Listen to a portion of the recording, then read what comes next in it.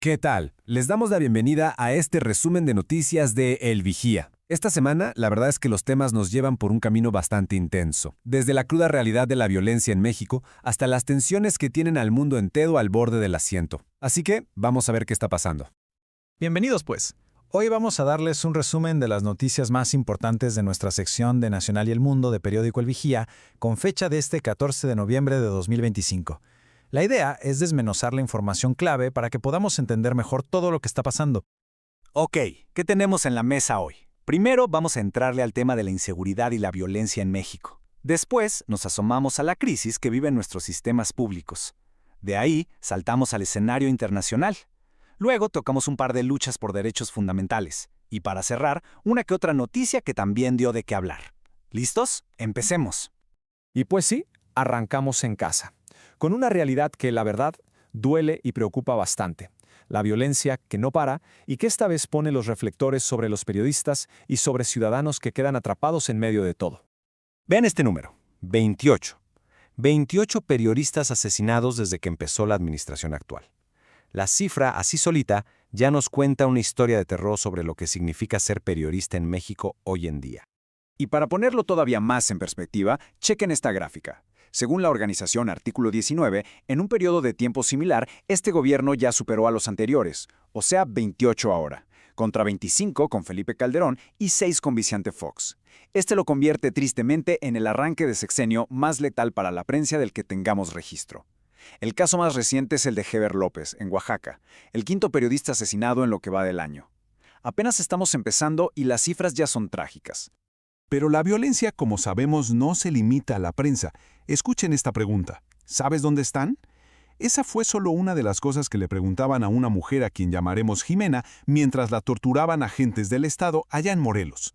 La historia de Jimena es, de verdad, para helar la sangre. La detuvieron sin más en 2019, la torturaron de formas terribles, asfixia, golpes, quemaduras, y un mes después la liberan y ¿qué pasa? Desaparece. Simplemente se esfuma. La Comisión de Derechos Humanos de Morelos ya está exigiendo que la encuentren, pero al día de hoy nadie sabe dónde está Jimena.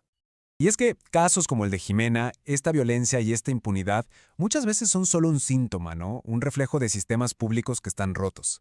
Y ahora justo vamos a ver cómo estas fallas se ven en algo tan básico como la salud. Esta gráfica lo dice casi todo. Son datos del propio INSABI, el Instituto de Salud para el Bienestar. Nos muestra que en los hospitales comunitarios el 37% de las recetas no se surten completas. O sea, piénsenlo, más de 1 de cada 3 personas se va a su casa sin todos los medicamentos que necesita.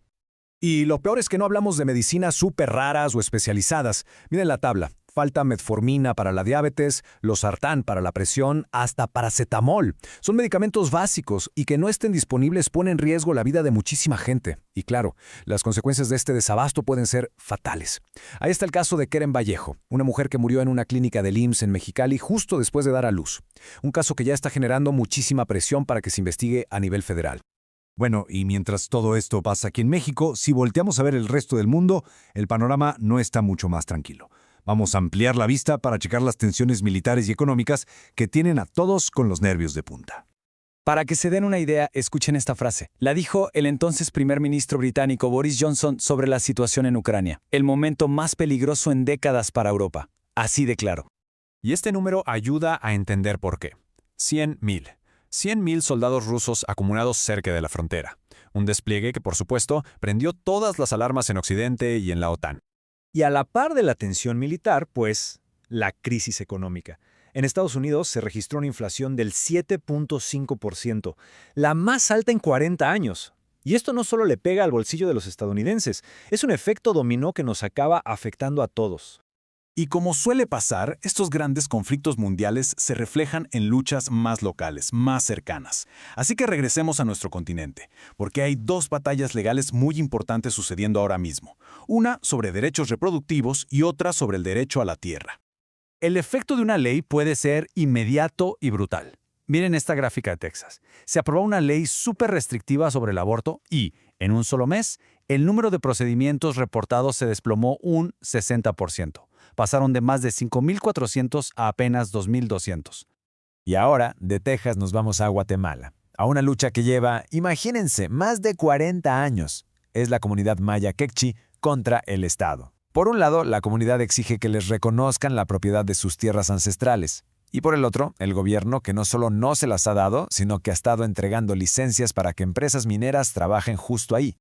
Bueno, y para terminar, vamos a cambiar de tema, pero por completo.